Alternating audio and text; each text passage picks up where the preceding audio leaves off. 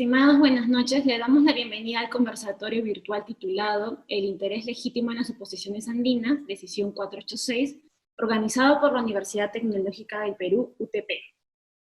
Este evento tiene por objeto explicar la reciente interpretación prejudicial 76-IP-2020, publicada el 18 de junio de este año, mediante la cual el Tribunal de Justicia de la Comunidad Andina estableció criterios jurídicos con relación a la acreditación del interés legítimo en caso de oposición andina, cual se encuentra regulada en el artículo 147 de la decisión 486, así como el intercambio de opiniones sobre el particular desde la óptica de especialistas en propiedad intelectual de los 4 países miembros de la Comunidad Andina: Bolivia, Colombia, Ecuador y Perú.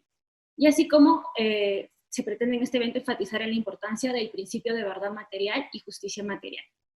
En esta oportunidad contamos con la presencia del magistrado Hugo Gómez Zapac. Él es magistrado principal por la República del Perú en el Tribunal de Justicia de la Comunidad Andina, profesor del curso de libre competencia y acceso al mercado en la maestría de Derecho de la Propiedad Intelectual y de la Competencia en la Pontificia Universidad Católica del Perú.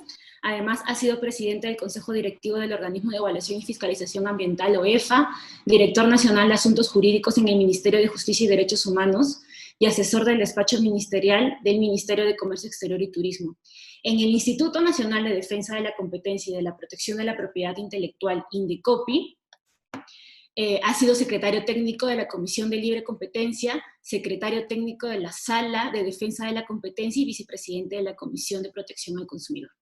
También contamos con la presencia del doctor Luis José Díez Canseco Núñez, decano de la Facultad de Derecho y Ciencias Humanas de la Universidad Tecnológica del Perú, socio y fundador del estudio Díez Canseco Competencia IPI, abogado por la Pontificia Universidad Católica del Perú, magíster en Derecho por la George Washington University Law School y expresidente del Tribunal de Justicia de la Comunidad Andina.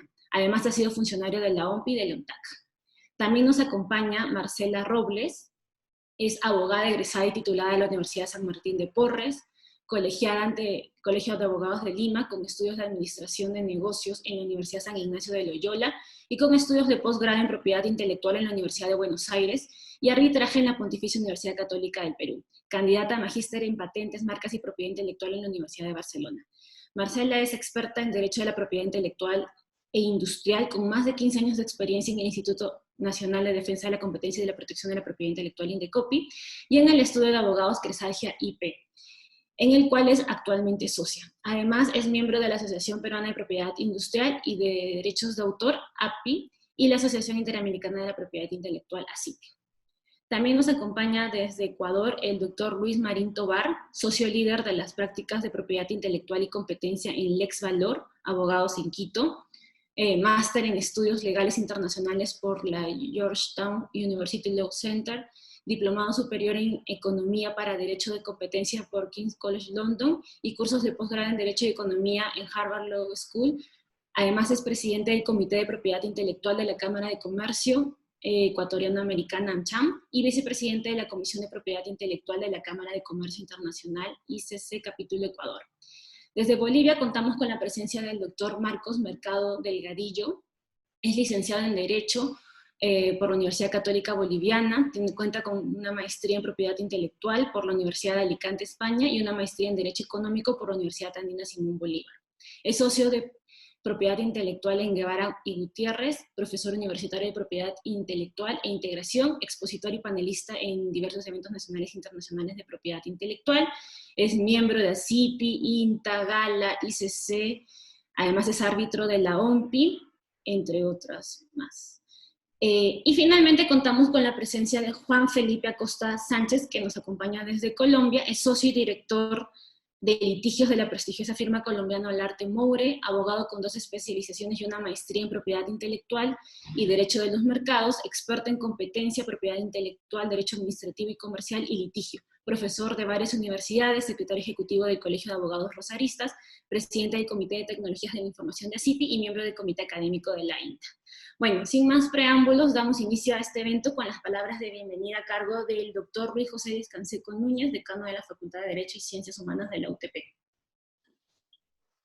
Queridos amigos, participantes, asistentes, me siento muy contento de dar la bienvenida a la Casa de la UTP, de la Universidad Tecnológica del Perú, a tan distinguido grupo de juristas de los países andinos, grandes especialistas en derecho de propiedad industrial, quienes van a tratar temas de gran importancia, como es el tema de la oposición andina, que es una especie de germen de una marca comunitaria, si se quiere, y esto en el contexto de los avances y las necesidades de la simplificación de trámites a los efectos de promover el reconocimiento y la facilitación de registros dentro de los países de la comunidad andina.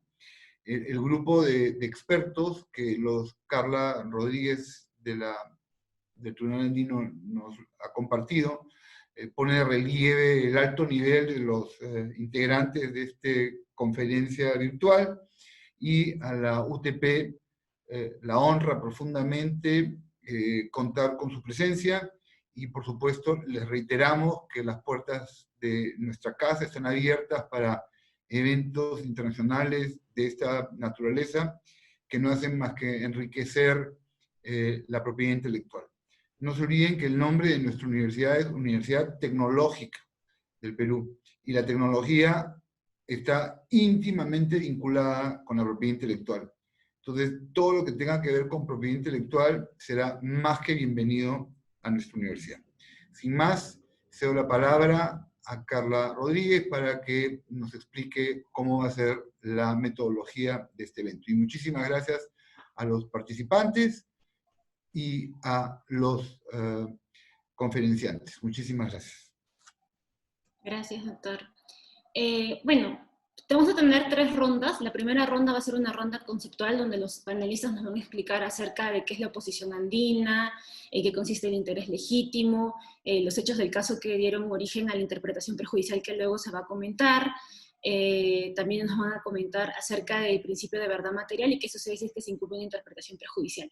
Luego, en una siguiente, y para terminar esta primera ronda, el magistrado Hugo Gómez nos va a explicar el criterio jurídico contenido en la interpretación prejudicial 76 IP 2020. Con esto cerraríamos la primera ronda. En la segunda ronda tenemos la intervención de todos los panelistas explicando su posición sobre la interpretación prejudicial que ha emitido el Tribunal de Justicia de la Comunidad Andina y la repercusión que ésta ha tenido en sus respectivos ordenamientos jurídicos.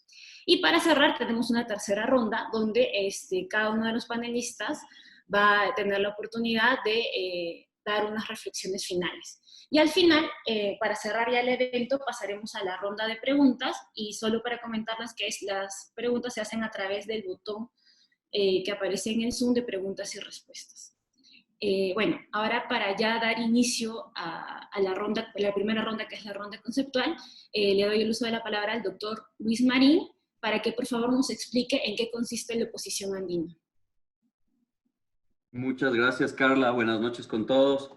Es un gusto estar acá. Agradezco primero al Tribunal de Justicia de la Comunidad Andina, al magistrado Hugo Gómez, por la amable invitación a participar de este panel, a la Universidad Tecnológica del Perú y a Luis Díez Canseco por organizar este evento. Me ha dado mucho gusto como practicante de propiedad intelectual ver que uno de los mayores recursos que se han explotado durante la pandemia ha sido la tecnología, y poder conversar con otros expertos de la evolución de nuestra normativa, los precedentes jurisprudenciales y decisiones claves de hitos importantes en materia de propiedad intelectual, como es la decisión, la interpretación prejudicial 76 IP 2020 que vamos a conversar el día de hoy. Así que gracias por esta iniciativa. Y es un gusto compartir panel con distinguidos amigos y colegas como los que están aquí presentes. A mí se me ha pedido abordar el tema conceptual inicial de la figura de la oposición andina y qué es la oposición andina. Para la mayoría de los participantes, que veo que son abogados y estudiantes de Derecho, es de conocimiento general que en la comunidad andina, en Bolivia, en Colombia, en Perú y en Ecuador, compartimos un régimen común de propiedad intelectual, la decisión andina 486, y en su artículo 147 la decisión contempla la figura de la oposición andina. ¿Qué es la oposición andina? Es la posibilidad de que un titular de una solicitud de registro o un registro concedido en un país miembro pueda formular una oposición en un tercer país miembro siempre que tenga un legítimo interés y acredite un interés real. Esta no es una figura nueva de la decisión 486, sino que es una figura que ya existía desde su predecesora, la decisión 344, con la innovación de que la decisión 486 introduce ya el requerimiento de acreditar el interés real en el mercado en el cual se formula la oposición. ¿Cuál es la importancia de la oposición andina? Como mencionaba Luis Díez Canseco en su introducción, la oposición andina es el germen que intentó o fue concebido como un germen para generar una marca comunitaria. Entonces, la idea de la incorporación de la oposición andina y la acreditación del interés real es justamente homogeneizar los registros de marcas a nivel comunitario y eventualmente tratar de llegar a tener un registro comunitario andino. Este breve resumen lo que nos permite es enfocarnos en los dos elementos de la oposición andina, el interés legítimo o el legítimo interés y el interés real.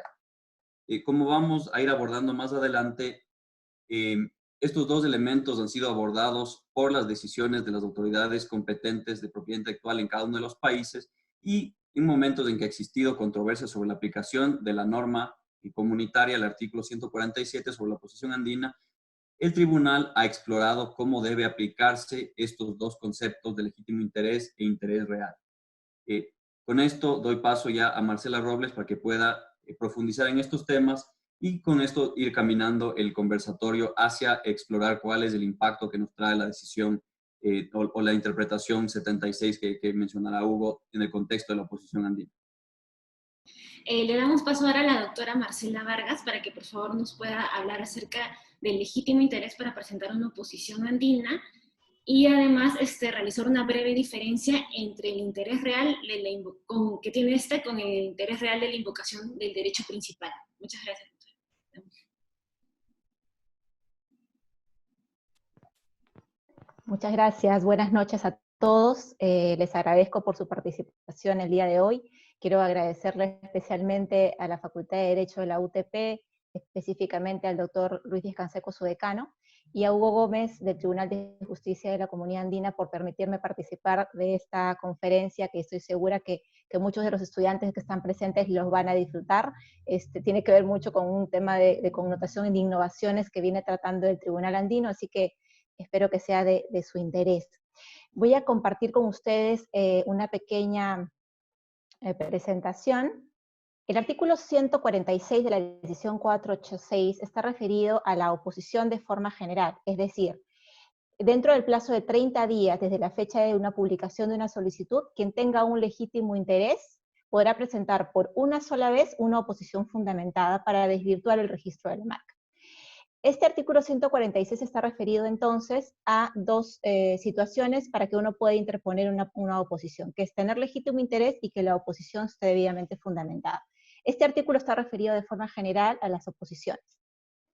El 147 tiene la especificidad relacionada a la oposición andina, que es, a efectos de lo previsto en esto, se entenderá que también tiene legítimo interés para presentar oposiciones en los demás países miembros, tanto el titular de una marca idéntica o similar para productos o servicios, respecto de los cuales el uso de la marca puede inducir a error al público como quien primero lo solicitó el registro de esa marca en cualquiera de los países miembros.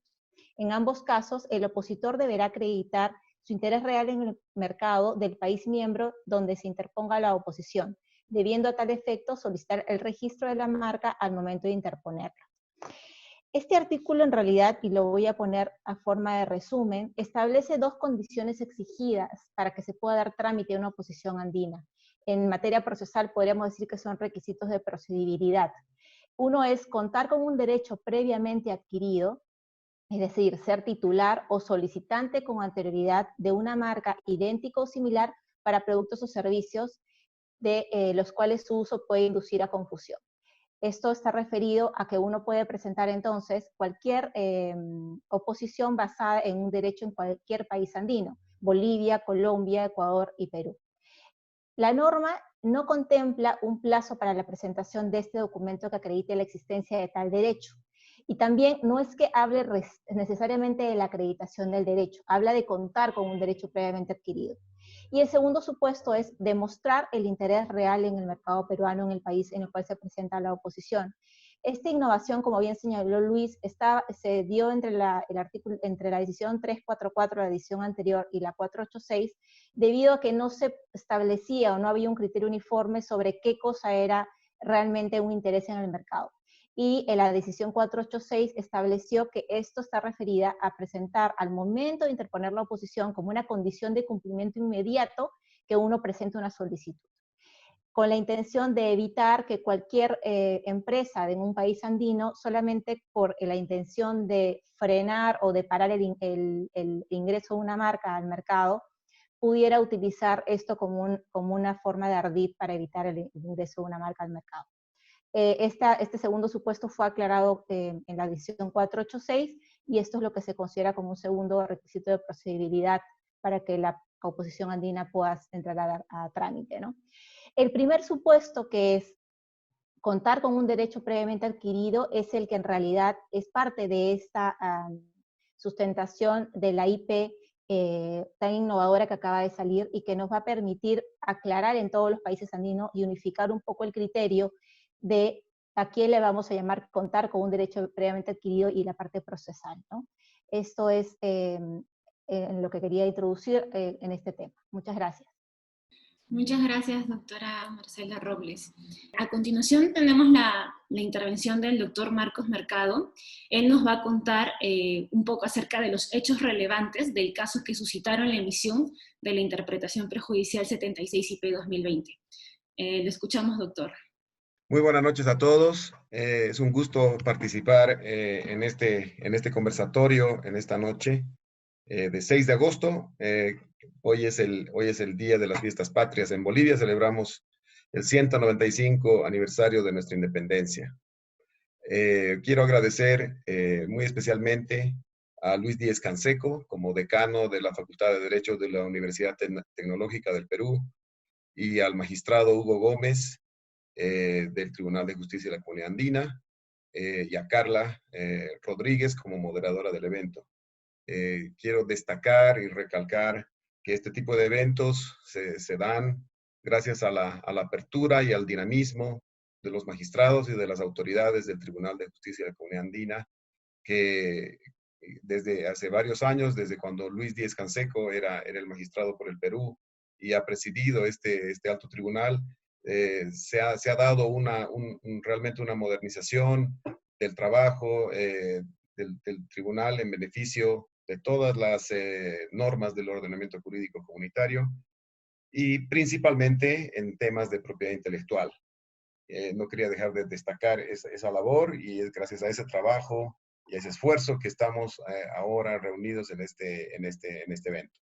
Bueno, a mí se me ha pedido hablar sobre los antecedentes procesales de este caso, del caso que ha dado lugar a esta sentencia. Esta sentencia se ha originado en Bolivia. Es el Tribunal Supremo de Justicia de Bolivia el que ha solicitado la interpretación prejudicial en este caso.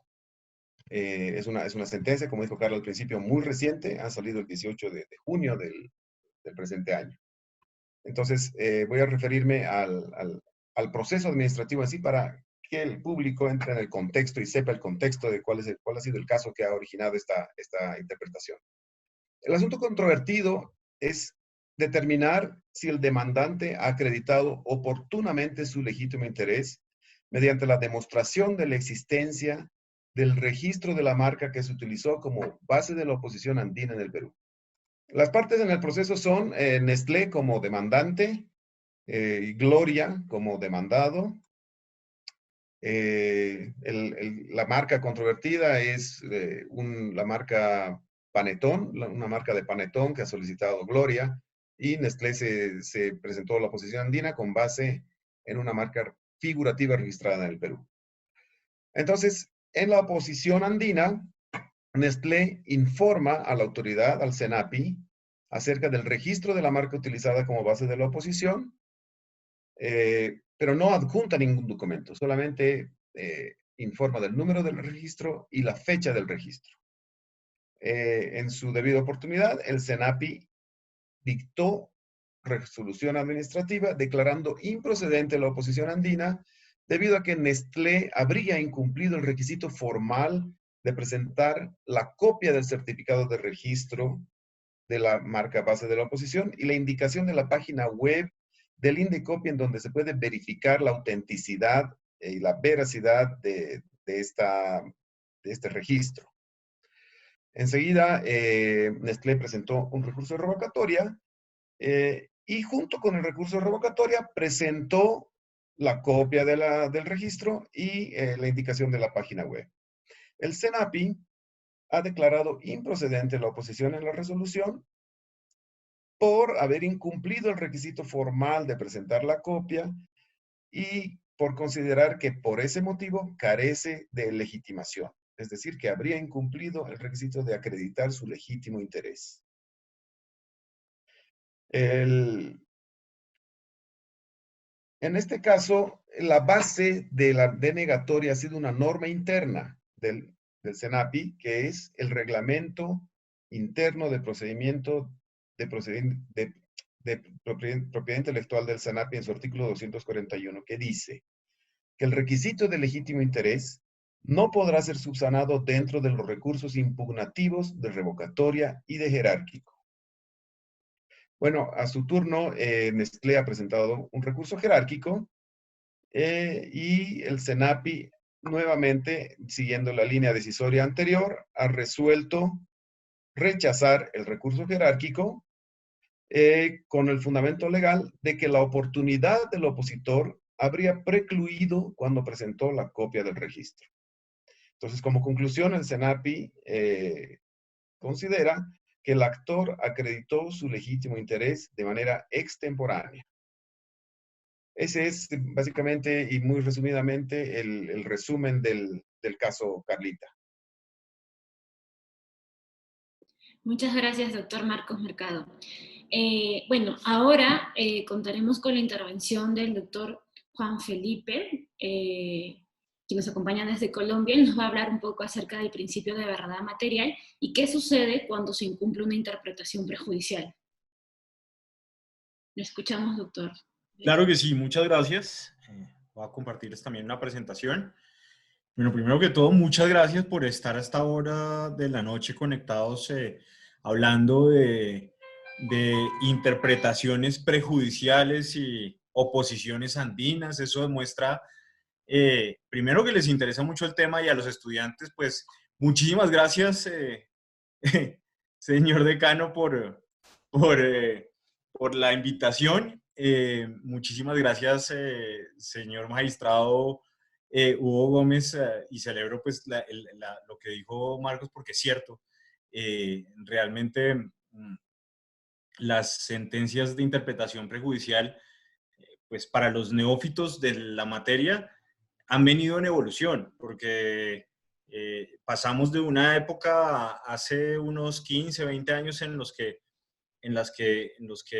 digamos que había cierta novedad, y después pasamos a la repetición, y a partir yo creería que la época del señor decano y ahora pues contamos con interpretaciones prejudiciales que nos da gusto debatir porque traen cosas nuevas y eso es maravilloso. Y bueno, y a todos los panelistas, pues muchas gracias también por su presencia y por compartir conmigo este panel. Espero aportar algo desde la perspectiva y la visión colombiana. Voy a tocar brevemente estos 4 punticos: la flexibilización del procedimiento y la oportunidad de la prueba, y la conexión con el principio de eficacia del derecho administrativo colombiano, que trae la interpretación prejudicial, la integración de las interpretaciones prejudiciales al ordenamiento jurídico andino, los efectos que debería tener esta interpretación en los procedimientos y las acciones de incumplimiento. Entonces, a mí me parece que lo primero que deberíamos tener en cuenta es que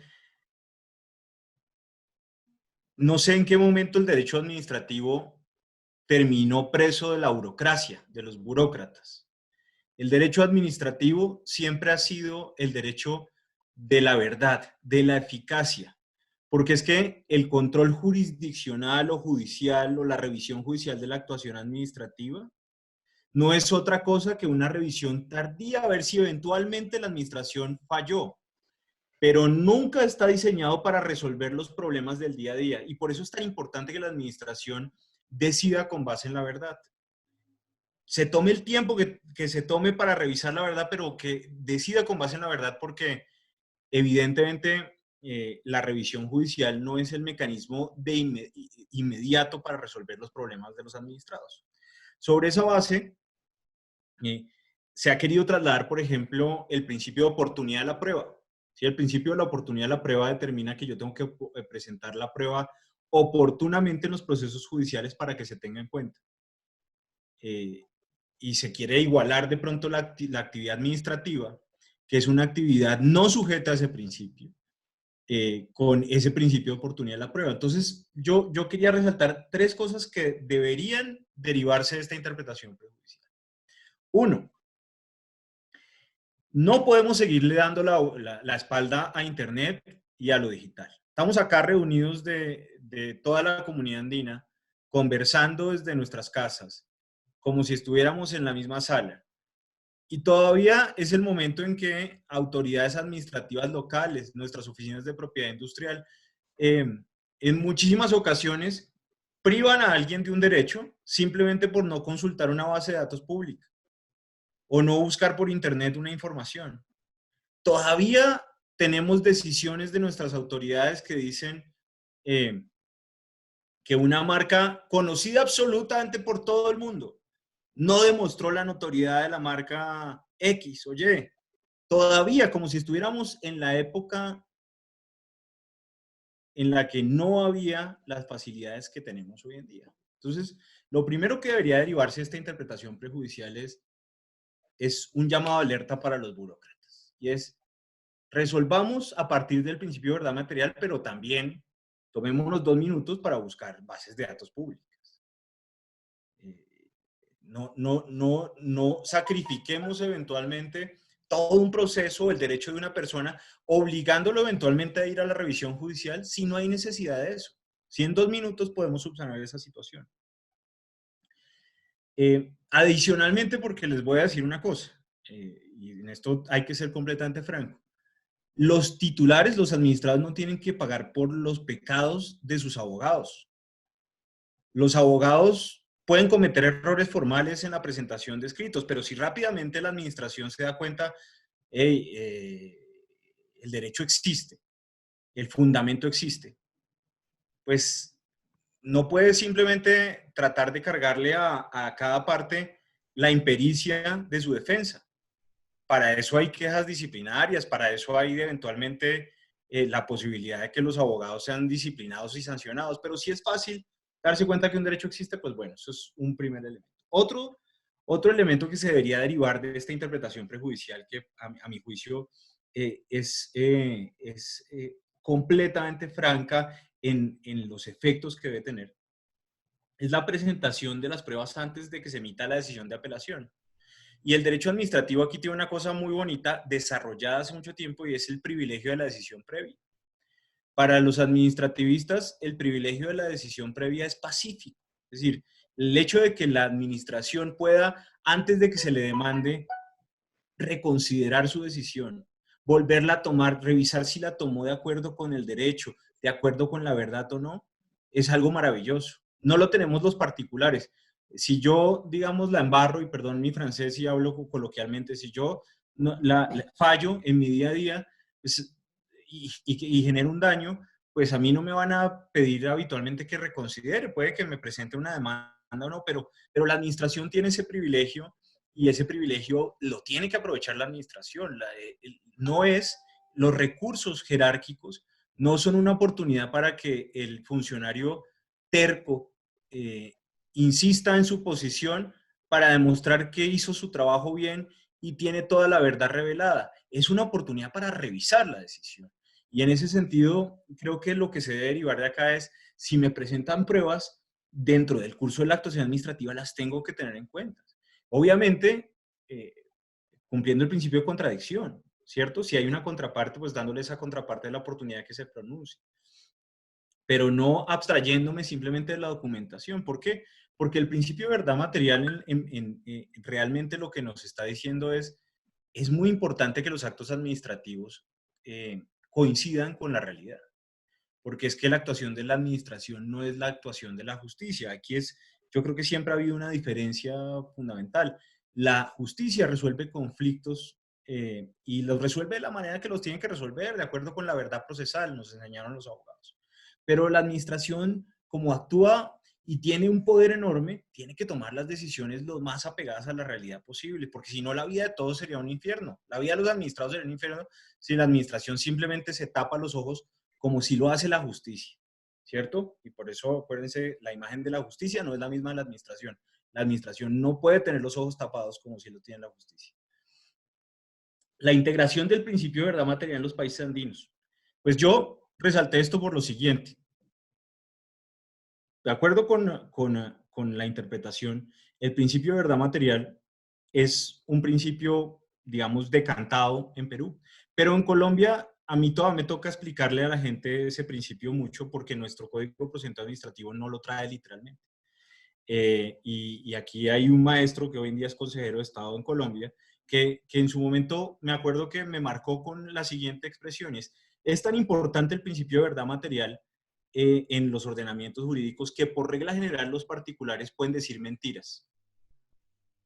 Si ustedes estaban con su amante ayer, ustedes le dicen a su esposa o a su esposo que estaban con un amigo o leyendo o estudiando o estaban en una conferencia de oposiciones andinas, pues la sanción a los sumo es que se pongan bravos con ustedes, ¿cierto? Pero no es un delito. En cambio, que la administración diga mentiras abiertamente, abstrayéndose de los documentos que tiene en su poder, claro que es un delito.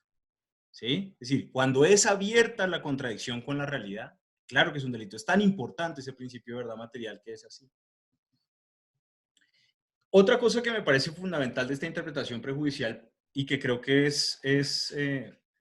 lo quise explicar en una pirámide porque todos nos formamos con esa pirámide en la cabeza, porque la interpretación prejudicial trae literalmente la noción de que las decisiones y las interpretaciones prejudiciales hacen parte del ordenamiento jurídico andino y no pueden ser contrariadas por las normas locales.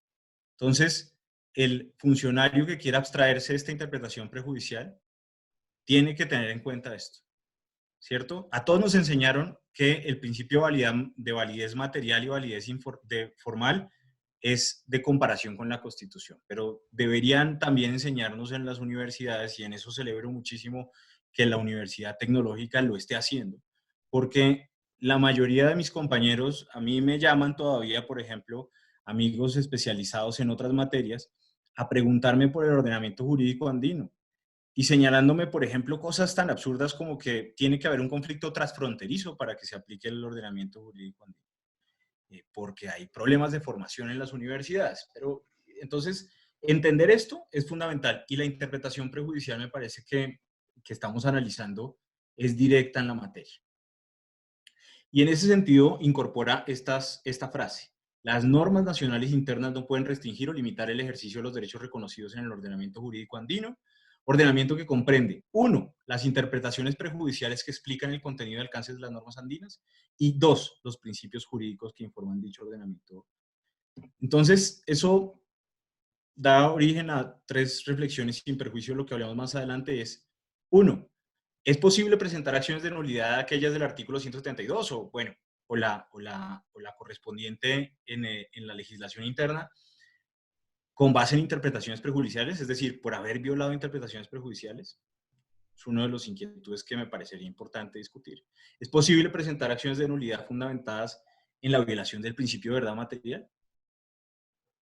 En un país, por ejemplo, como Colombia, en que las acciones de nulidad en el Consejo de Estado se demoran en promedio entre 5 y 12 años. Hace más o menos una semana me notificaron una sentencia demanda presentada en el año 2007. Bien vale la pena tener esto en cuenta, porque digamos que casi que esto es una invitación eventualmente, ni siquiera a usar esas acciones de nulidad, sino al tercer interrogante, es, ¿valdría la pena entonces empezar a usar más las acciones de incumplimiento cuando se abstraen las autoridades locales de cumplir las interpretaciones prejudiciales y los principios del ordenamiento jurídico andino. Bueno, yo quisiera pues dejar esas inquietudes para poderlas conversar con ustedes más adelante. Muchas gracias. Ahora, para continuar con la primera ronda, le damos el uso de la palabra al doctor Hugo Gómez, para que por favor nos pueda explicar el criterio jurídico contenido en la interpretación prejudicial 76 IP 2020. Le escuchamos, doctor. Muchas gracias, Carla, y un saludo a todos los panelistas, a las autoridades que nos están viendo. Un saludo también al Estado Plurinacional de Bolivia por su aniversario patrio. Como lo han explicado quienes me han antecedido, especialmente Marcos, que se centró en los hechos, en este caso una empresa opositora, la empresa opositora, en la primera instancia acredita a su manera, ¿no?, el tener el registro marcario, simplemente indicando que lo tiene el registro en Indecopi y adjuntando o indicando el número del registro, nada más. Y como dice Marco, no adjuntó un documento. Entonces esto nos lleva pues a esta idea de qué cosas son los medios probatorios. Y es muy interesante cómo aquí el Tribunal Supremo de Justicia del Estado Plurinacional de Bolivia es el que formula la consulta. Y miren cómo lo pregunta, dice: ¿es factible acreditar el interés legítimo del opositor conforme al artículo 147 de la edición 486, explicada por Luis Marín y por Marcela Robles, en cualquier etapa del procedimiento, inclusive en la etapa de recursos que prevea la normativa interna? Entonces, es la propia autoridad consultante, el Tribunal Supremo de Justicia de Bolivia, quien consulta y pregunta: ¿esta acreditación del interés legítimo es solamente en la primera instancia o también es viable que pueda acreditarse en las otras instancias? Y la otra pregunta que hace el Tribunal Supremo es esta: ¿cómo resulta aplicable el principio de verdad material expuesto por Juan Felipe en relación a las disposiciones de la edición 486 citadas precedentemente? Entonces, fíjense que es la propia autoridad consultante la que empieza ella a cuestionar la posibilidad de que la acreditación del interés legítimo pueda darse no solamente en el primer momento, sino en otras instancias, y también pregunta sobre la aplicación del principio de verdad material. En esta interpretación prejudicial, el Tribunal de Justicia de la Comunidad Andina mencionó, que ya había mencionado, por cierto, en otras interpretaciones prejudiciales, que los principios de primacía de la realidad, verdad material y justicia material se aplican en la propiedad intelectual. Es importante indicar que la interpretación prejudicial es un mecanismo a través del cual se orienta a los jueces con relación a la norma andina. Yo lo dije hace poco en un panel: cuando uno interpreta la norma, no lee literalmente la norma. Si nos limitáramos al texto literal de la norma, no habría interpretación alguna, no habría creación jurídica alguna, no habría creación de derecho. En consecuencia, digamos, la práctica de la interpretación jurídica implica encontrar en la norma andina, en un determinado artículo de la norma andina, criterios jurídicos, instituciones jurídicas, figuras jurídicas y el contenido y alcance de estas instituciones, figuras, conceptos. De eso trata la interpretación jurídica. Si fuéramos pues a la literalidad de la norma, no habría ninguna labor creativa. Y es así como el Tribunal de Justicia de la Comunidad Andina utiliza la figura de la interpretación jurídica para darle amplitud a las normas, para que las normas tengan una vida en el sentido de ser aplicadas a momentos presentes y, por ejemplo, recoger las tendencias que ocurren con relación a la evolución de los ordenamientos jurídicos.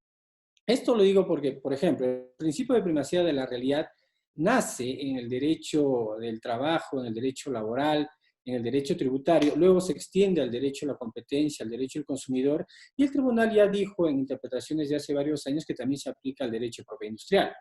El principio de verdad material se aplica en todos los ordenamientos administrativos. La ley peruana lo recoge expresamente, lo mismo la ley boliviana, recogen expresamente el principio de verdad material. La norma colombiana lo hace a través de este principio de justicia material, que esta ha sido muy bien expuesta por el Tribunal o la Corte Constitucional Colombiana. En consecuencia, atendiendo a estos principios que, como bien decía Juan Felipe, lo que buscan es saber la verdad. Cuando uno analiza el caso, uno encuentra que hubo una primera prueba en la primera instancia, porque no debe perderse de vista que la declaración de parte es prueba. En algunos ordenamientos, las declaraciones juradas son pruebas y son suficientes para generar situaciones o relaciones jurídicas dentro de un procedimiento o un proceso judicial. En consecuencia, se te había presentado una prueba, la declaración de parte, pero esta resultaba insuficiente para la autoridad, porque posiblemente quería una prueba diferente, como podría ser una copia simple o una copia certificada del registro marcario. Bueno, si la primera prueba pareciera insuficiente, debe tener el administrado la oportunidad de presentar otras pruebas en las otras instancias, a efectos de persuadir y convencer a la autoridad administrativa que al parecer estaría dudando. Es por esta razón que el Tribunal de Justicia de la Comunidad Andina estableció, sobre la base de estos principios, ¿no?, de justicia material, de verdad material, que buscan finalmente que la verdad prime sobre formalidades, que la verdad impere sobre obstáculos simplemente formales, están a acreditar pruebas en otras instancias. Además, para eso están las otras instancias. Para eso existe el recurso de reconsideración o el recurso de reposición, el recurso expedido por la propia autoridad que emitió el acto administrativo. Para eso existe el recurso de apelación o el recurso jerárquico o el recurso de alzada. Para eso existen, para que los administrados puedan presentar pruebas, ¿no?, con el objeto de acreditar su derecho o interés legítimo. Y eso fue lo que se hizo en este caso. Reconocer la vigencia de estos principios y permitir que los administrados puedan presentar pruebas que persuadan a la autoridad administrativa y que no se guíen con una visión muy formalista, excesivamente formalista, que lo único que hace es restringir derechos. Creo que con esto, Carlita, ya creo que podríamos pasar entonces a la siguiente ronda. Muchas gracias. Muchas gracias, doctor, por su explicación. En esta segunda ronda, vamos a escuchar las opiniones de cada uno de los panelistas respecto de esta interpretación prejudicial que acaba de comentar el magistrado y la repercusión que esta interpretación prejudicial tiene o va a tener en el ordenamiento de cada uno de los países de ustedes. Para ello empezaremos con la intervención de la doctora Marcela Robles, peruana. A ver, doctora, la escuchamos. Muchas gracias, Carla. A ver, yo quiero, es muy interesante este debate sobre verdad material, justicia material que nos ha traído el Tribunal Andino en esta IP. Pero antes de esto yo quiero resaltar sobre todo la importancia de los criterios unificados en nuestros países. Para los que nos dedicamos a la práctica de la propiedad intelectual de forma internacional, resulta muy difícil ir marcando estas diferencias de criterios y es totalmente entendible que en Perú tengamos un criterio y que de repente sea diferente en algún país europeo o en algún país asiático.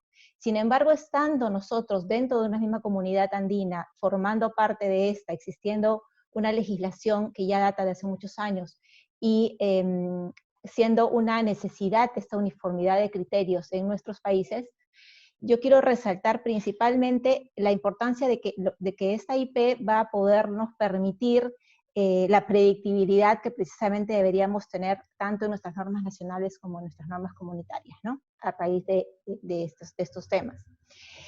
¿Qué sucede en el Perú? En el Perú en realidad vamos muy de la mano o muy en la línea de lo que ha estado desarrollando últimamente en esta última IP. ¿Por qué digo que va en la línea? La interpretación un poco más formalista, sí debo reconocer, ha sido decir, la decisión 486 no establece un plazo en el cual yo tengo que presentar la documentación, la documentación en la cual yo acredito que soy titular. Para nuestra interpretación de la autoridad del INDECOPI es, si yo acredito mediante la invocación del derecho, yo les informo en un recurso de oposición que yo tengo un derecho registrado en Colombia y mi registro es el número tal. Y distingo estos productos y estos servicios y acredito el interés real, que era la segunda condición del trámite. Con eso se da inicio al trámite del procedimiento. Para el criterio de nuestra autoridad, estos dos requisitos vienen a ser como los requisitos de procedibilidad. Solamente basta con que los tengas para que tú tengas el derecho para obtener luego un procesamiento de fondo. Es decir, esta primera parte del legítimo interés que uno acredita al inicio no significa que tú vas a ganar una oposición o que vas a tener un resultado favorable o desfavorable. Lo que te permite es acceder ¿a qué? A la justicia.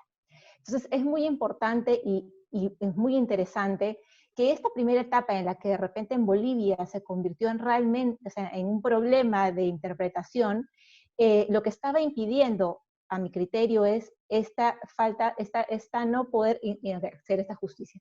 Va a depender de las partes si al momento de que el expediente se va a resolver, presenta o no los documentos que acreditan, o sea, los medios probatorios que acreditarían la titularidad del derecho.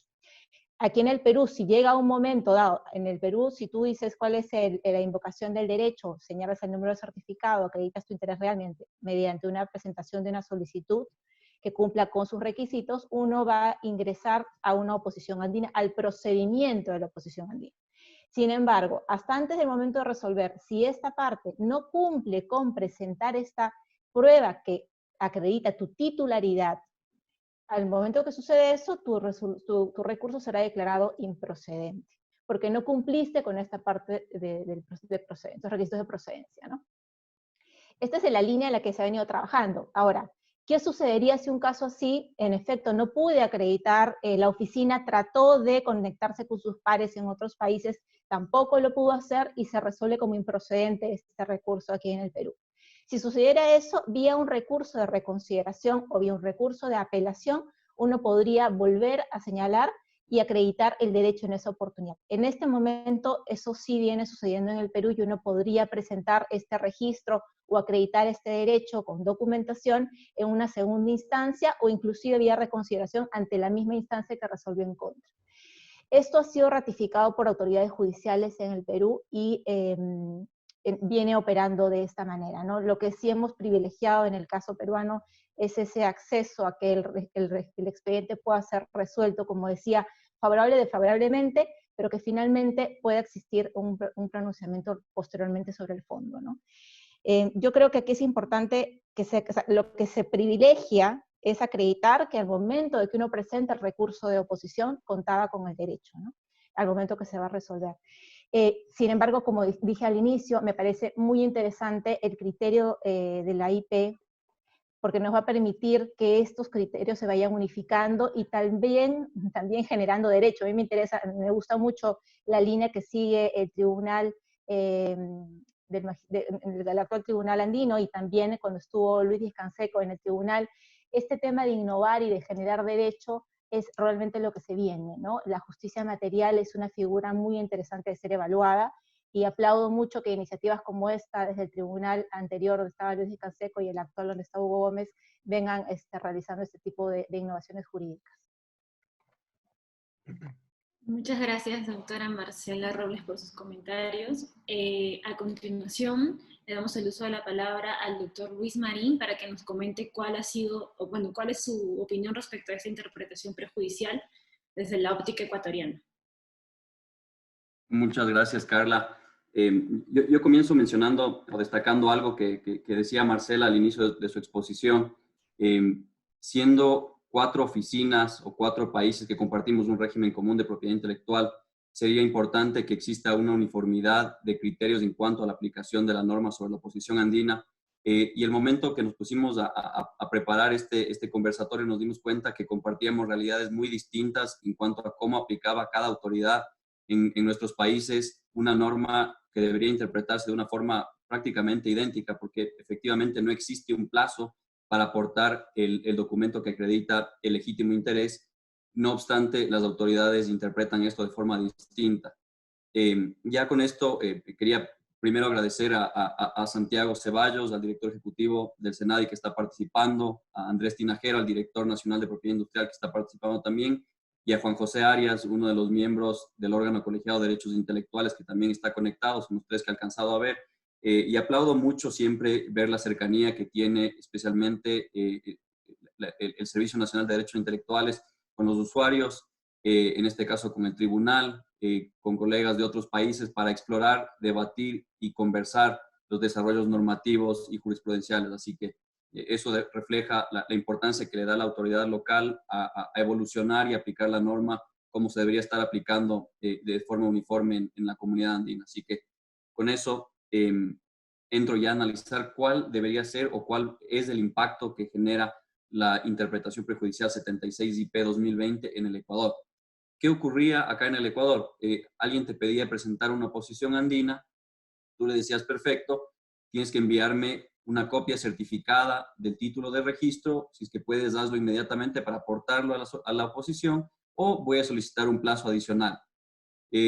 Siempre se ponían a correr para tratar de alcanzar este plazo, y los abogados tratábamos de pecar de excesivamente formalistas, a correr un riesgo de que tanto la Dirección Nacional de Propiedad Industrial o eventualmente el órgano colegiado nos digan, si es que no aportaste el certificado de registro comunitario, que es el sustento de tu oposición andina, no se configura la oposición andina y se rechaza tu oposición. Entonces, siempre lo hacíamos así. Incluso empezamos a tener momentos en que, me acuerdo, Colombia fue uno de los precursores en tener los certificados digitales. Nosotros les pedíamos a nuestros colegas en Colombia que nos ayuden consiguiendo una copia certificada por el funcionario, y nos decían, eso ya no existe, es una impresión de la página web con la firma digital, con el código de barras, y se nos reían. Entonces les decíamos, pero bueno, necesitamos que lo lleves a una notaría, que lo notarices, que me mandes con alguna formalidad, porque el IEPI en ese momento nos seguía exigiendo el sellito de la notaría y eventualmente la apostilla. Eso fue cambiando porque ha habido algunas reformas legales locales que han ido cambiando el tema de las solemnidades y formalidades para la incorporación de este documento, que voy a hablar más adelante. Pero en cuanto a la aplicación de esta norma, hace algunos años se venía aplicando de forma bastante dispareja el tema del aportar el certificado que acredita el legítimo interés, ya sea en la instancia primera ante la Dirección Nacional dentro del término de prueba, o posteriormente antes de la resolución, o incluso en la apelación. Hoy estaba revisando algunas resoluciones y llegué a encontrar una resolución del órgano colegiado, más bien dicho, el Comité de Propiedad Intelectual de ese entonces, en el año 2017, rechazó una oposición andina porque la solicitud de acreditación del interés real tenía una casilla que decía, señale aquí en qué expediente acredita interés real dentro de la oposición andina, y no se había llenado esa casilla, y por eso, pese a que se presentó en el mismo día, no aceptó la acreditación del interés real. Y pese a que estoy hablando de otro tema, que es la acreditación del interés real y no el legítimo interés, esto demuestra la rigidez que existía en este momento, en el tiempo, en el año 2017 y antes también, en cuanto a la aplicación de la norma de una forma excesivamente rigurosa. Eso ha venido cambiando mucho. Yo creo que se ha dado avances significativos en el órgano colegiado de derechos intelectuales. Por ejemplo, a raíz de la interpretación sobre la prueba en las acciones de cancelación, el órgano colegiado fue viendo que cada vez más la corriente se iba hacia una verdad material, a una realidad material, una justicia material, en la que prima la verdad. Si es que una parte puede probar un hecho más adelante en el procedimiento, ya sea en un recurso, se los debe aceptar. Entonces hemos visto que el órgano colegiado ha ido evolucionando favorablemente a esto, y lo que cambia esta interpretación es que ya tiene un lineamiento claro de que ahora debe aceptar la prueba del legítimo interés en cualquier instancia. ¿Qué es lo importante también de este tema? La coyuntura regulatoria local. En el Ecuador se venía aplicando la decisión andina 486 y una ley de propiedad intelectual desde el año 1998, y en el año 2016 se derogó esa norma de propiedad intelectual y su reglamento. ¿Por qué es importante ese momento? En el reglamento se pedía, o más bien se prohibía a las autoridades exigir mayor legalización que la certificación de la oficina de marcas a un certificado. Entonces, por ejemplo, si es que llegaba una certificación de un título de Indecopi, no se podía exigir una legalización consular o una apostilla. En el 2016 se derogó este reglamento y pasamos a un nuevo régimen normativo en que entra en vigencia ya más adelante un código orgánico administrativo que a mí me parece, a mi criterio, es un retroceso en cuanto a la flexibilización. Es mucho más formalista, incluso en lo que no está regulado en el Código Orgánico Administrativo. Se refiere a la norma general de procesos, que es una norma de carácter civil y para procesos judiciales, donde, por ejemplo, para la validez de un certificado o cualquier prueba extranjera, se requiere notarización y apostilla. Entonces, retrocedimos en ese sentido, con lo cual ya en la práctica, si bien se podría presentar en cualquier instancia, siempre se va a exigir esta solemnidad de la notarización y apostilla. Con esto ya comentándoles un poco la coyuntura legislativa que vivimos en el Ecuador, me parece importante referirnos a un artículo de la decisión 486 que Luis Díaz Canseco nos comentaba el día de la organización. El artículo 260 ya preveía una interconexión entre las oficinas de propiedad intelectual y lo exigía hasta el fin del año 2002, si no me equivoco. Obviamente, yo creo que esto era algo que no se podía lograr en ese momento, pero viendo lo que nos comenta Marcela en Perú, lo que hace Indecopy de tomar un rol mucho más proactivo de la autoridad, es algo que sería muy deseable en nuestras realidades. Y vista una realidad nueva, visto todas las innovaciones tecnológicas que se han logrado, especialmente a raíz de la pandemia, yo resalto mucho lo que ha hecho Senadi en cuanto a tecnología. Nunca se suspendió la plataforma de solicitudes. Se logró finalmente implementar un botón de pagos online con tarjeta de crédito. Se generó oportunidad de visualizar el estado de procedimientos administrativos online solamente con el número de trámite. Entonces, yo creo que la pandemia nos obligó a los usuarios, a las autoridades, a evolucionar muchísimo tecnológicamente. Yo creo que ahora es un punto en que post-COVID las autoridades ya necesariamente van a estar en un proceso de digitalización que permitiría esta interconexión y que nos genera oportunidades importantísimas para que este tema de la legitimación, la demostración del legítimo interés sea algo automático, que las autoridades se metan al sistema y lo puedan ver. Con esto ya entro a dar mi visión crítica sobre la interpretación, y es que hasta que no llegue este momento de interconexión y que sea automático, a mí me parece riesgoso que se permita a las partes presentar la prueba de legítimo interés en cualquier instancia. Yo creo que la carga de probar un hecho o de probar un derecho, en este caso, sí debería corresponder a las partes. Deberían hacerlo cuando lo puedan hacer, ya sea en la primera instancia. Si no lo lograron, deberían justificarlo con una petición explicando por qué no lo pudieron presentar, y que no se pueda prestar interpretación a abusos de que eventualmente alguien no lo presenta, no lo menciona, sigue recurriendo, sigue suspendiendo la concesión de un derecho de un tercero, y eventualmente lo presenta en última instancia para haber dilatado todo ese tiempo la concesión de un registro. Entonces, yo creo que hay que matizar un poco las ventajas que nos trae esta interpretación prejudicial frente a los abusos que se pueden eventualmente generar por parte ya de los abogados y de las empresas titulares que eventualmente pueden tratar de utilizar esta interpretación a su favor. Y con eso termino mi intervención en este tema y agradezco mucho la atención e interés de todos, y quedo a las órdenes para las preguntas en la ronda final. Gracias, doctor Luis Marín. Ahora vamos a escuchar las opiniones del doctor Juan Felipe Acosta, que nos acompaña desde Colombia, para que nos comente cuál sería la repercusión de esta interpretación prejudicial en su ordenamiento.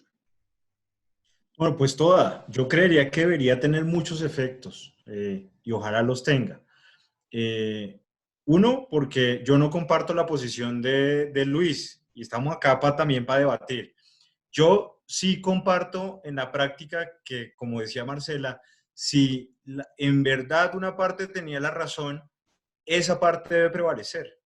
Y eso debe ser fundamental. Y eso es el privilegio de la decisión previa. Y en esa medida, digamos que ¿hasta dónde puede eventualmente uno dilatar las cosas? Pues hasta eventualmente la fase administrativa. Pero en la revisión judicial, pues eventualmente también en muchos casos se puede probar un derecho u otro.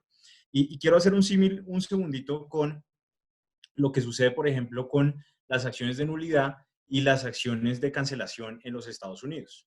Obviamente tenemos sistemas distintos, allá se adquiere el derecho de la marca por su uso, pero resulta útil lo siguiente, y es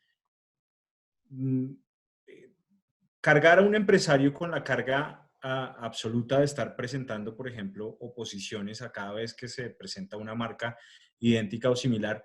Nunca fue el propósito de la decisión 486 y es un propósito francamente para nuestros países. Si se considera irracional en Estados Unidos, más en los nuestros. Sobre todo para un emprendedor, un pequeño empresario. Y el artículo 172 de la decisión 486 permite de tiempo atrás presentar nulidad, incluso sin haber agotado, por ejemplo, el requisito de oposición. Entonces, el sistema nuestro ya de hecho reconocía que yo podía anular eventualmente un registro de marca concedido en violación de un derecho mío, incluso si no presenté oportunamente una oposición. Entonces, y eso no puede tener otra inspiración que la verdad material, pero simplemente fijada en la decisión 486. Entonces, creo yo que la solución para los abusos, ¿cierto? Si efectivamente se demuestra que desde el principio esa parte eventualmente conocía que tenía un derecho y utilizó una táctica dilatoria de mala fe, pues puede tener los efectos precisamente que tiene abusar del derecho y actuar de mala fe, comprobados, por supuesto. Pero lo que no podemos es presumir que la gente está actuando de mala fe en los debates procesales y probatorios frente a la administración. Entonces, yo sí no le tengo miedo a eso, al contrario.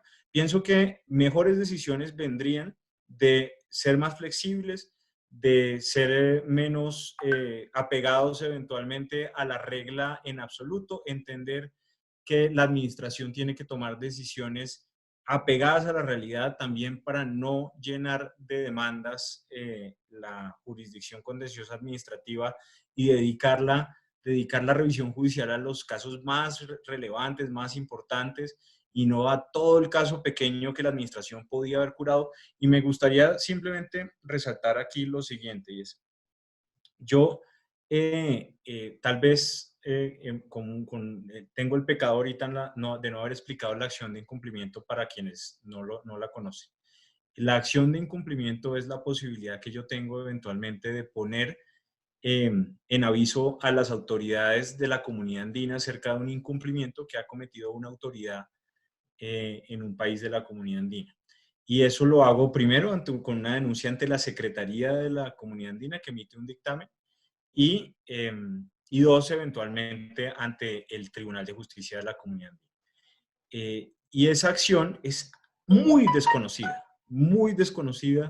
en el ordenamiento nacional, incluso por abogados muy prestigiosos y llenos de academia, la desconoce. Y a mí me gustaría eventualmente que esta interpretación prejudicial sirviera para que la gente la usara más. La usara más cuando se desconocen sus derechos en la administración pública. La usara más cuando los jueces la desconocen sus derechos dentro del debate procesal correspondiente. Pero sobre todo cuando se viola el principio de verdad material, es decir, cuando por exceso ritual preferimos eventualmente las formas que el fondo. Esa sería mi anotación, Carla. Muchas gracias. Muchas gracias, doctor Juan Felipe Acosta. Muy interesante sus comentarios. Bueno, ahora pasamos a la opinión o los comentarios del doctor Marcos Mercado, quien nos va a comentar cuál sería la repercusión o cuál va a ser la repercusión de esta interpretación prejudicial en el ordenamiento boliviano. Lo escuchamos, doctor. Está muy interesante esta discusión y estas conclusiones, me encantan. A ver, yo voy a continuar un poquito hablando del procedimiento para mis conclusiones. Yo creo que en el caso concreto, el demandante tuvo la oportunidad de presentar, de acuerdo a la práctica local, de acuerdo a cómo es en el día a día el procedimiento ante el SENAPI, creo yo que el demandante tuvo la oportunidad de presentar la copia del registro de indicación de la página web en la primera instancia, y no lo hizo. Pudo haber pasado alguna cosa que le impidió hacerlo en la primera instancia. Puede que, qué sé yo, pasan muchas cosas en la práctica. Puede que haya habido cambio de abogados, puede que haya habido cambio de corresponsales, pudieron haber habido muchas razones que pudieron haberle impedido. Pero en ese caso, yo creo que debió haber intentado justificar esa omisión de presentar en la primera instancia esa prueba que, de acuerdo, repito, a la práctica local es importante. De esa omisión ha derivado este proceso que ya lleva un montón de años en su tramitación y que, bueno, finalmente y felizmente deriva en esta interpretación prejudicial que es muy útil y que viene a refrescar la aplicación de los principios rectores del proceso administrativo, que están consagrados en la legislación y en la economía jurídica de Bolivia. El principio de verdad material, el principio del informalismo, entre muchos otros, están consagrados en la Ley del Procedimiento Administrativo y en su decreto supremo reglamentario. Y a eso, el Tribunal de Justicia muy acertadamente le aumenta el principio de la justicia material. Entonces, creo yo que las autoridades administrativas de nuestros países miembros tienen todas las herramientas para comenzar a aplicar estos principios rectores del procedimiento administrativo, de ponderar primero la verdad material en oposición a la verdad formal. Voy a referirme ahora a que desafortunadamente la Oficina Nacional Competente en mi país, el SENAPI, no aplica cabalmente las disposiciones de la Ley del Procedimiento Administrativo y de su reglamento. Me gustaría hablar en pasado más que en presente, porque creo que hay un cambio. Como todos ustedes saben, estamos en un régimen transitorio, luego de 14 años del gobierno del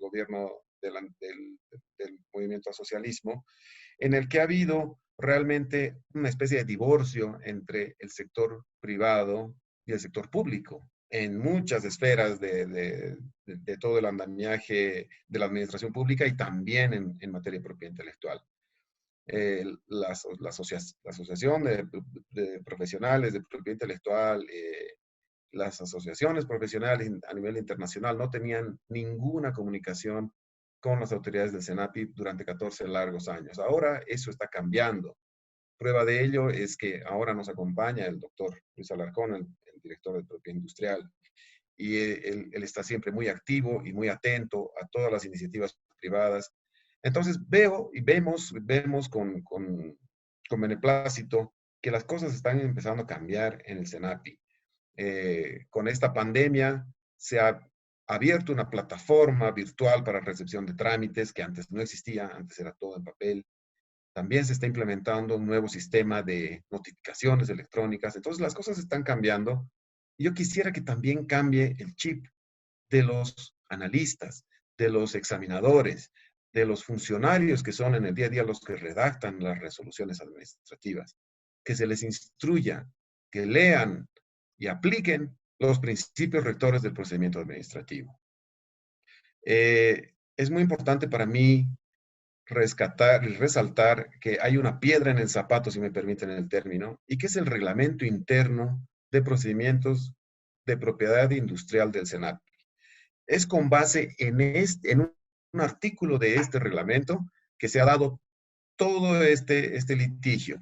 Y es ese artículo que lo he citado en mi primera intervención, que no permite acreditar el legítimo interés en oposiciones andinas en la vía recursiva. Esto va en absoluta flagrancia, va absolutamente en contra de lo que dice el reglamento y la ley del procedimiento administrativo.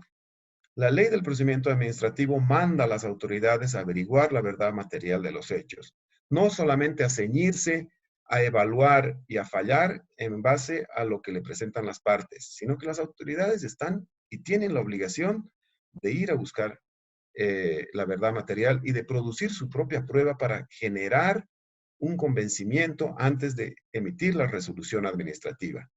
Hay una cantidad de artículos que brevemente se las puedo citar. El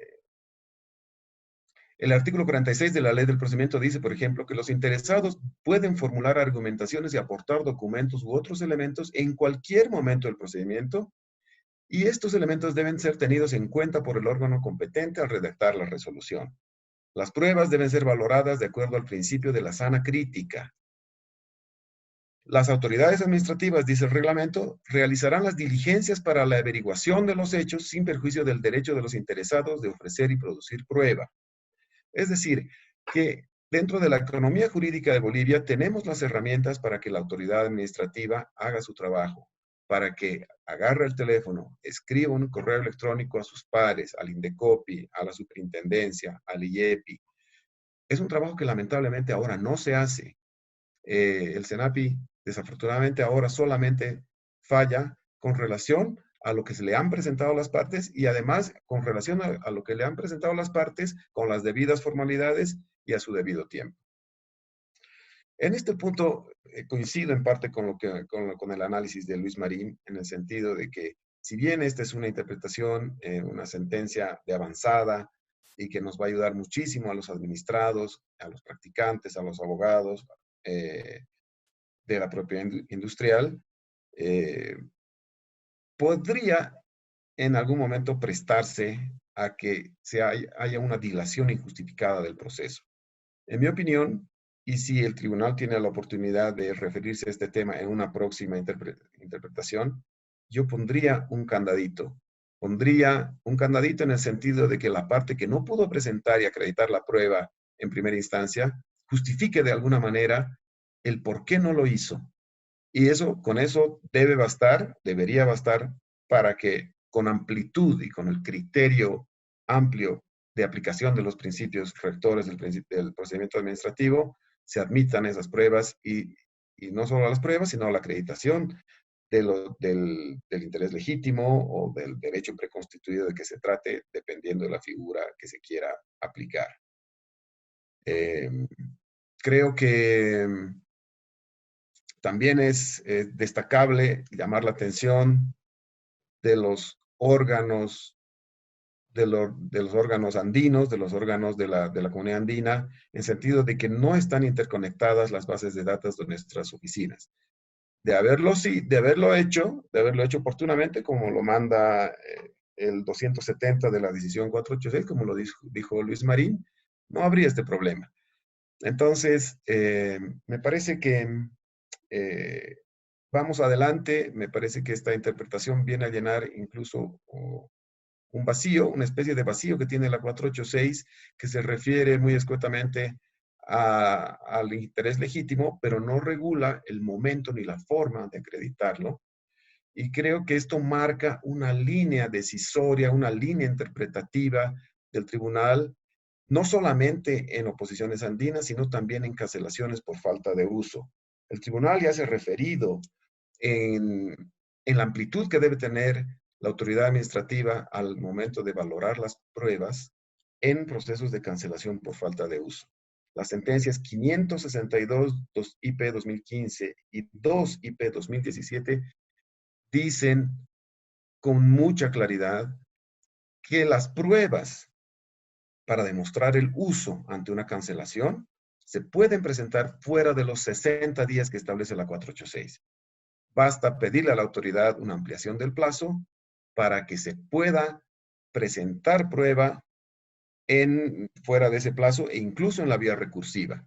Entonces se ve claramente una tendencia interpretativa. No olvidemos que nuestra decisión 486 ya tiene 20 años y que bueno, se ha quedado ya un poquito obsoleta en muchos aspectos. Entonces es muy valuable, muy valorable el trabajo interpretativo del Tribunal de Justicia. Lo valoramos mucho, felicitamos ese dinamismo una vez más, ese trabajo y una reflexión con todo respeto para las autoridades de nuestros países miembros. Por favor, apliquen los principios rectores del procedimiento administrativo. Creo que con eso termino esta ronda, Carlita. Muchas gracias, doctor Marcos Mercado. Para cerrar esta segunda ronda, le damos el uso de la palabra al magistrado Hugo Gómez para sus comentarios finales de esta ronda. Gracias. El principio de verdad material y el principio de justicia material buscan que la verdad prime sobre las formalidades, que vayamos a la tutela efectiva de los derechos e intereses legítimos involucrados por encima de las formalidades. Y buscar la verdad está bien y es positivo y no deberíamos ponerle cortapisas. Quiero que Luis Marín y Marcos Mercado examinen lo que voy a decir. La autoridad tiene que pensar en los consumidores. Eso es lo que tiene que pensar la autoridad. Y ese es el interés público de por medio. No quedarse en la miopía de las pruebas que están presentando las partes, sino ver más allá. Veamos al ejemplo. El opositor, por torpeza, porque le digo a Luis Marín y a Marcos, sí puede haber torpeza.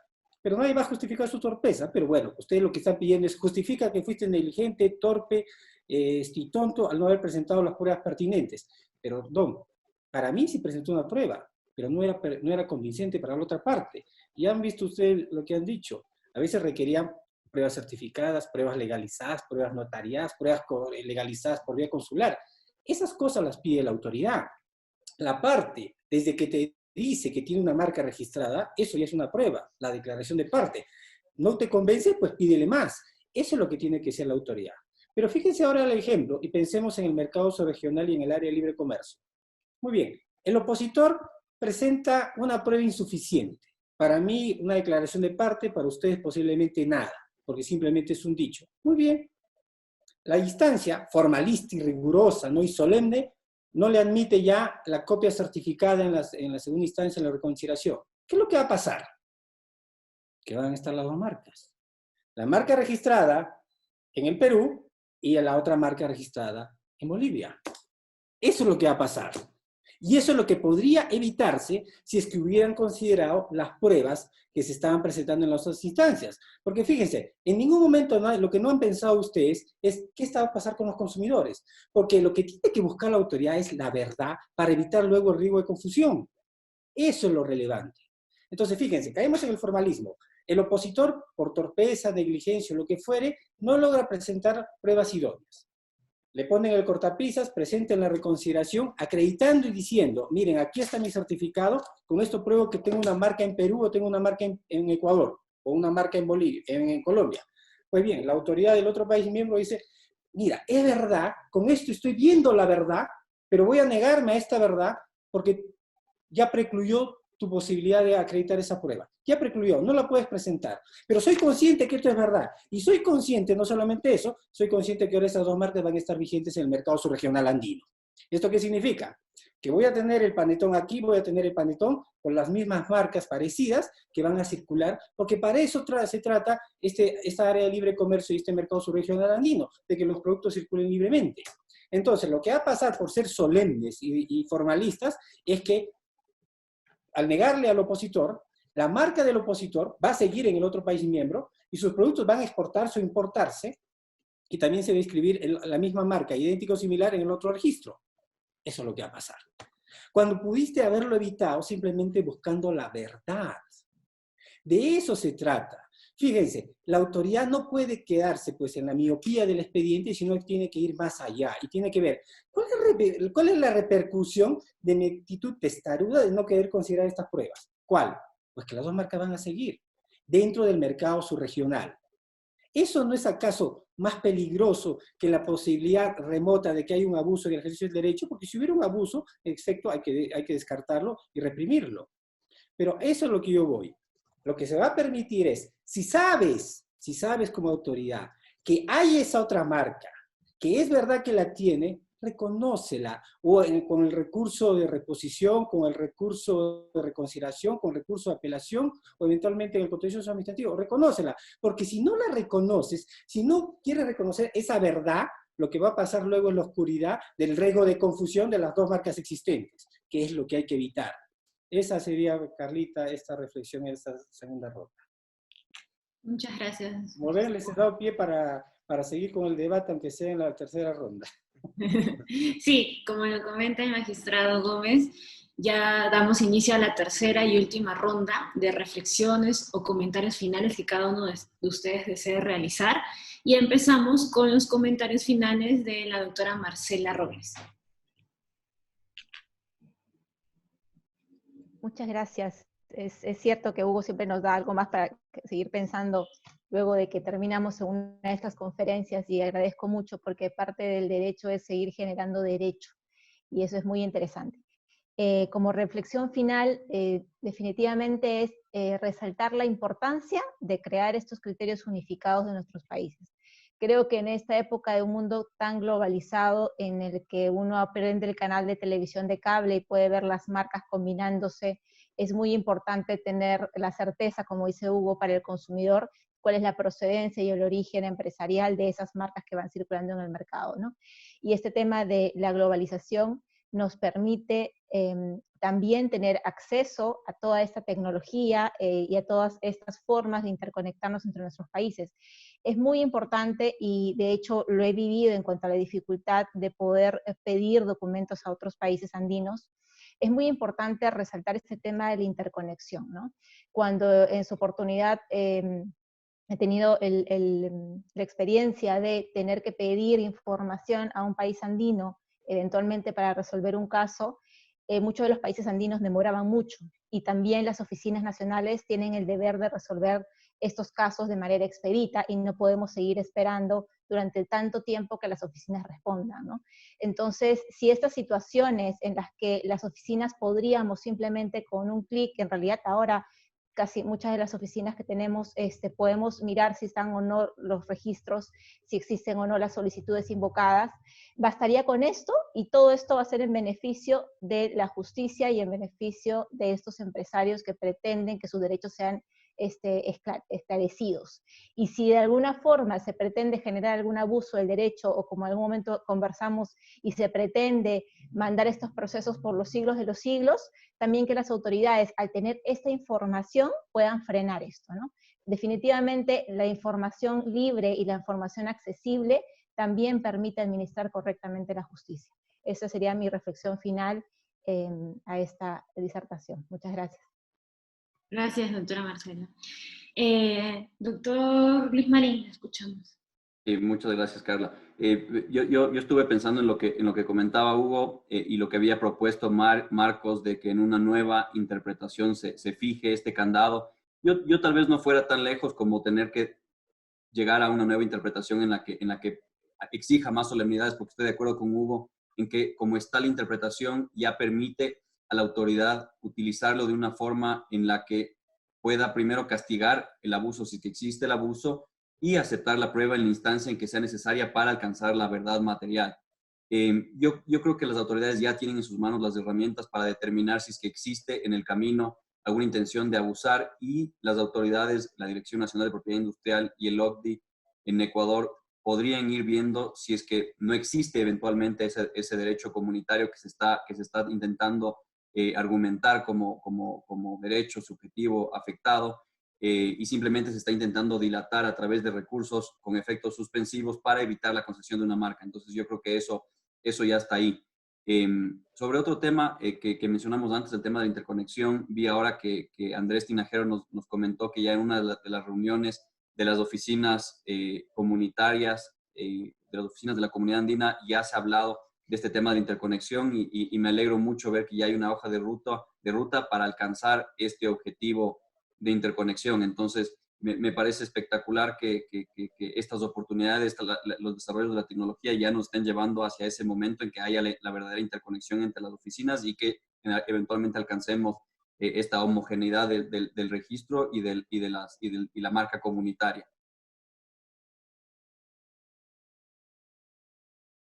Muchas gracias, doctor Luis Marín, por sus comentarios finales.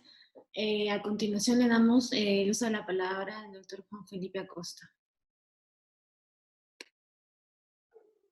Bueno, muchas gracias. Pues yo creo que yo gané hoy en el debate, ¿sí o no, Luis?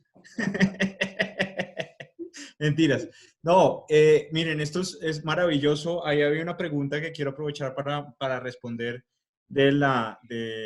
acerca de cuál es el esfuerzo razonable que debería hacer la administración para hallar la verdad material. Yo pienso que no creo que eso esté o pueda contabilizarse en segundos, 20 minutos buscando en internet, o 10 minutos, digamos que en materia de razonabilidad, si eventualmente hay ciertos derechos que resultan fácilmente, digamos, notables o identificables, pues la autoridad debe señalarlos, y debe hacer los esfuerzos, digamos, no esfuerzos de indagación, averiguación, pero pues si abre una página de internet y ahí inmediatamente sale la información, pues creo que eso es absolutamente razonable. Es más, les diría hoy que esa disposición de la que hemos hablado, de la decisión 486, se dio en un ambiente en el que no teníamos toda la tecnología que tenemos ahora.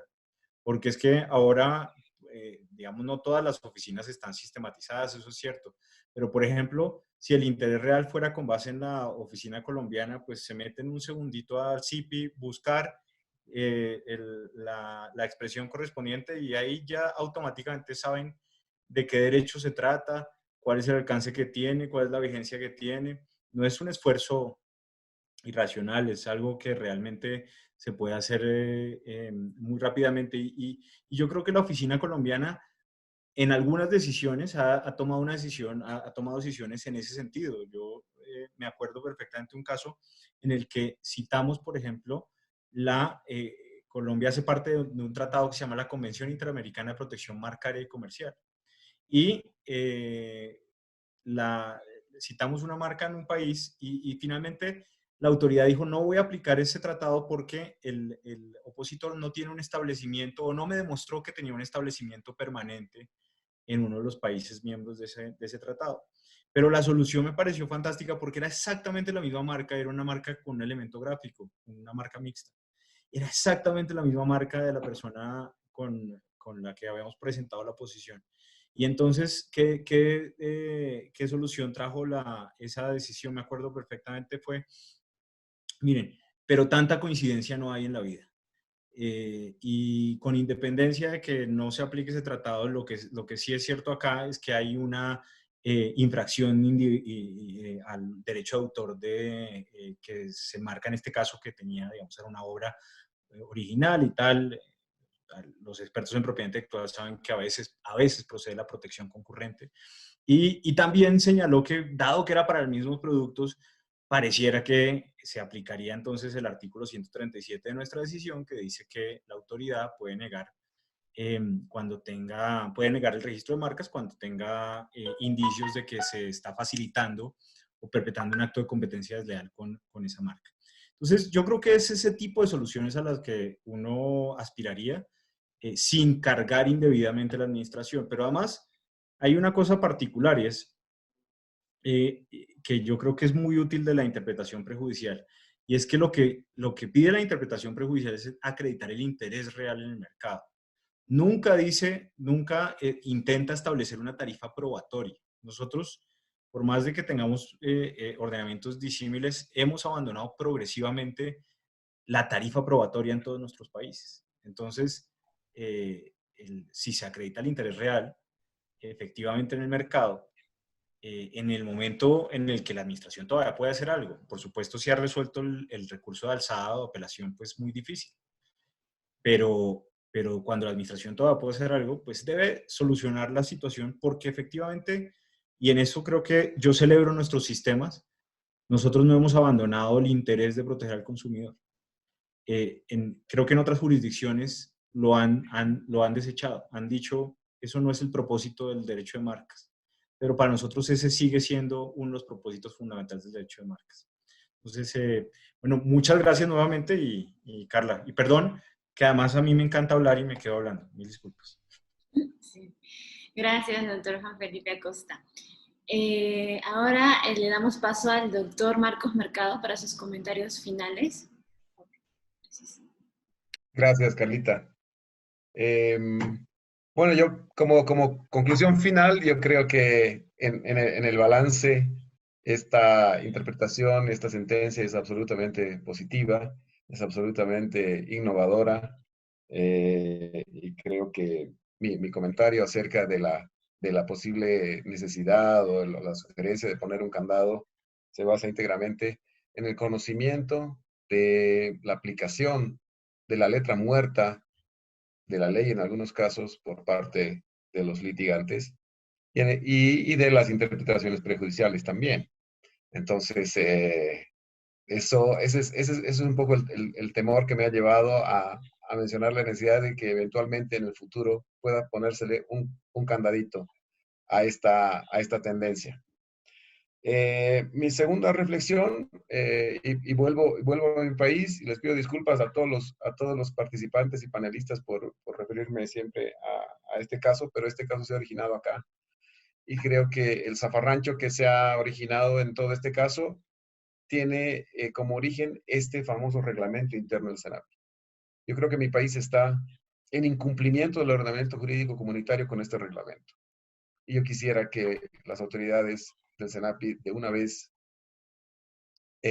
archiven ese reglamento antes de que esto pase a conocimiento de la Secretaría General y eventualmente el Tribunal por una acción de incumplimiento por este reglamento. Porque claro está, los funcionarios del SENAPI y los proyectistas lo tienen y tienen el mandato de aplicarlo. Entonces esa es la madre del cordero de muchos de nuestros problemas en este país. Bueno, solo me queda agradecerles. Me ha dado mucho gusto, me da mucho gusto compartir palestra con mis distinguidos amigos y colegas, con Lucho Díez Canseco, con Hugo Gómez, Marcela Robles, Lucho Marín, Juan Felipe Acosta, que está de cumpleaños ayer. Felicidades, o anteayer. Carlita, muchas gracias por la organización.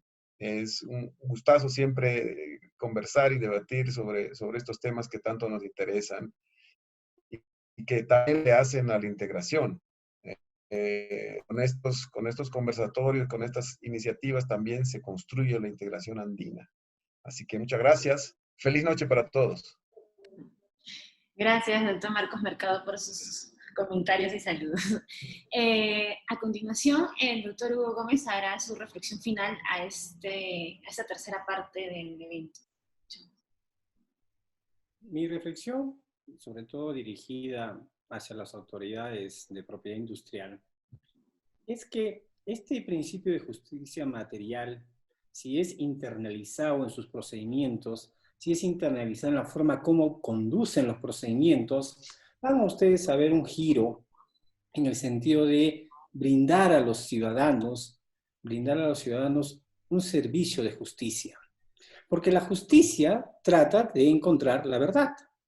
¿Quién tiene la razón? Y dársela a quien tiene la razón, tarde o temprano, con lo cual pueden darle la razón en la primera instancia o pueden dársela en la segunda instancia mediante los recursos. Puesto para eso son los recursos, para que haya ese reexamen, esa revisión por parte de la autoridad administrativa. Y la autoridad administrativa lo que debe querer es brindar un buen servicio al ciudadano, brindar justicia, auténtica justicia material, y encontrar la verdad. Y esa debe de ser su aspiración siempre, de encontrar la verdad. De tal manera que si tiene dudas de las pruebas presentadas por una parte o por las dos partes, puede actuar pruebas de oficio, cuando sea necesario, cuando sea pertinente. ¿Y saben qué es lo que van a conseguir las autoridades administrativas? Ya en general, ya no solamente las de propiedad industrial, sino todas las autoridades administrativas, cuando empiecen a aplicar de una manera más emotiva y radiante el principio de justicia material, van a cambiar la connotación negativa que tiene la palabra burócrata. Porque para los ciudadanos la palabra burócrata suena a formalismos, trámites largos, engorrosos, ventanillas que se cierran, llamadas telefónicas que se cuelgan, que te dicen, anda a otro lado, ven otro día, para otro día será, hoy no te atiendo, no soy el competente. ¿Ya? El ciudadano está cansado de ese tipo de respuestas y por eso cuando piensa en la palabra burócrata lo asocia negativamente. Pues bien, eso hay que cambiarlo y las autoridades administrativas tienen la oportunidad de cambiar esa percepción negativa. ¿Cómo? Haciendo que sus procedimientos sean céleres, ágiles, rápidos, simplificados, sencillos, donde prime la verdad, donde prime la justicia. Muchas gracias. Gracias, magistrado Gómez, por su intervención final. Teníamos unas cuantas preguntas, pero algunas de ellas ya fueron contestadas en las reflexiones finales, y como ya estamos justo sobre la hora del evento, le doy el uso de la palabra al doctor Luis Díez Canseco para el cierre del evento. Muchísimas gracias, Carla. Muchas gracias, Marcela. Muchas gracias, Luis, Juan Felipe, querido Marcos, amigo mío, y Hugo. No saben lo emocionado que puedo estar con este evento. Yo les voy a contar una anécdota que cuando a mí me eligieron magistrado del Tribunal de Justicia y tuve el honor de posicionarme en este alto tribunal, y esto está puesto en un libro, además que ha sido publicado en Luxemburgo hace poco tiempo, me acuerdo que muchas de las personas me decían, pero ¿para qué te estás yendo al Tribunal de Justicia, no? Todavía ya no eres un viejito que está en plan de jubilarse, o vas a hacer cut and paste de decisiones como se venían haciendo por mucho tiempo, ¿no? Y habían otros que incluso me decían, ¿y qué cosa es el Tribunal Andino de Justicia? ¿Eso para qué sirve? ¿No? Entonces dije, bueno, es la entidad más importante del proceso de integración, porque es el que aglutina finalmente el proceso de integración. La comisión, muy respetable, finalmente muchas veces tiene visiones políticas. La Secretaría Técnica, muy respetable, a veces tiene visiones propias. Los cancilleres también tienen sus visiones. Pero, ¿quién es el que aglutina el proceso de integración? Y no son palabras mías, sino son palabras del propio Tribunal Europeo de Justicia, pues es el Tribunal Andino de Justicia, porque finalmente es el que aglutina el proceso, le da la vía y lo hace avanzar. Y cuando yo ingresé al Tribunal Andino de Justicia, tenía dos opciones. Me dedicaba a hacer cut and paste y copiar sentencias, que ustedes acordarán, eran la repetición de las sentencias anteriores, de 80 páginas, y se sentían contentísimos porque tenían 80 páginas, pero que era cut and paste, así de sencillo. O comenzábamos de una manera muy firme, diplomática y firme a cambiar el panorama. Y bueno, pues opté por lo segundo, y para mi alegría y para el desagrado de muchos, ¿no? Porque finalmente el proceso de integración, y acá vuelvo a la palabra burócratas, no es para los burócratas de las cancillerías o los funcionarios de cancillerías, ni tampoco el proceso de integración es para de los ministerios. El proceso de integración lo hacen las administraciones, por ejemplo, de propiedad intelectual. Ellos son los que hacen el proceso de integración, no los diplomáticos ni los políticos. El proceso de integración lo hacen los usuarios, los ciudadanos, nosotros, ¿no? Y los jueces en el Tribunal Andino estamos para servirlos a ellos y para tratar de impulsar conjuntamente, en el caso de propiedad intelectual, con las autoridades de propiedad intelectual de los países andinos, el tribunal, junto con las autoridades, ir construyendo este sueño bolivariano, este sueño de unión entre los países.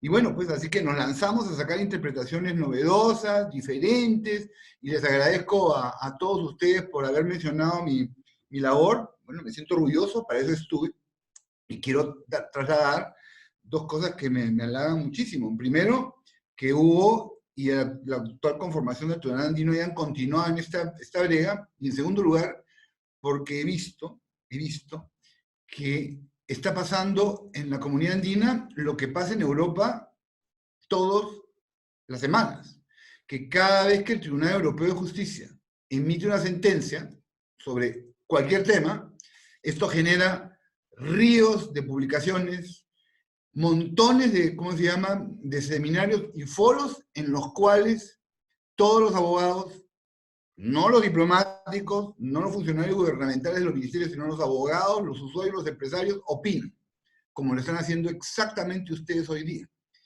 Eso es construir el derecho de la integración. Construir el derecho de integración es ver que los miembros de las autoridades de nuestros países están acá presentes y opinan.